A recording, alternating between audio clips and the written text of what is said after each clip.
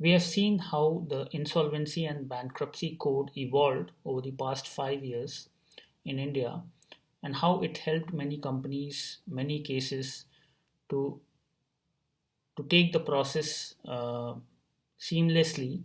The creditors, the committee of creditors getting their value.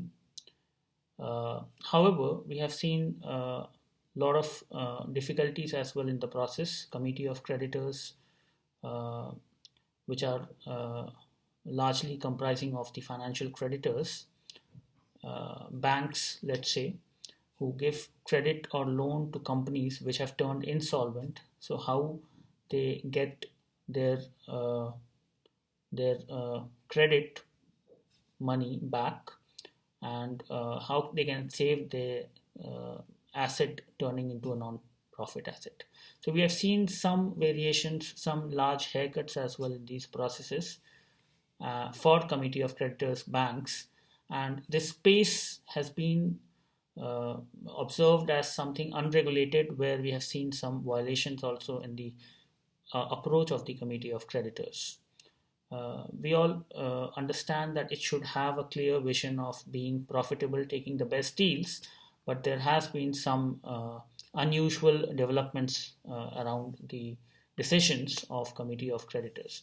So a regulatory gap has been identified, and for the same, it has been proposed that some regulator needs to be there regulating this insolvency law, and and setting up a norms monitoring the compliance to these code of conduct, which is required to be issued for the committee of creditors, and ensure adherence to good practice, fair practices. And for that, the question comes that which institution should be regulating these committee of creditors. So largely these are banks, financial creditors. So can we say RBI should be regulating because they are regulating the banks, or we can have IBBI, the Insolvency and Bankruptcy Board of India, to regulate this, as we understand that an entity which is having multiple separate activities can be regulated by multiple separate regulators in their own respective spaces. So banks can be regulated, are being regulated by SEBI on the issuance of uh, capital or IPO or such other activities, raising money from the investors. Then they are regulated by FIUs, financial intelligence units, and others along with RBI. So IBBI can also have their regulation in this space.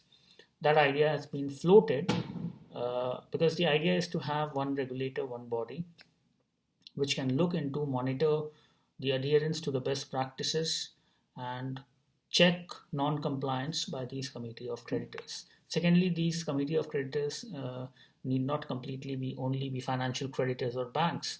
There can be other forms like personal guarantors or operational creditors, home buyers, other these can also constitute these committee of creditors. So overall, holistically, there should be some regulatory body which should regulate the behavior, the compliance of these committee of creditors, to ensure that best practices, fair practices are followed. Thank you.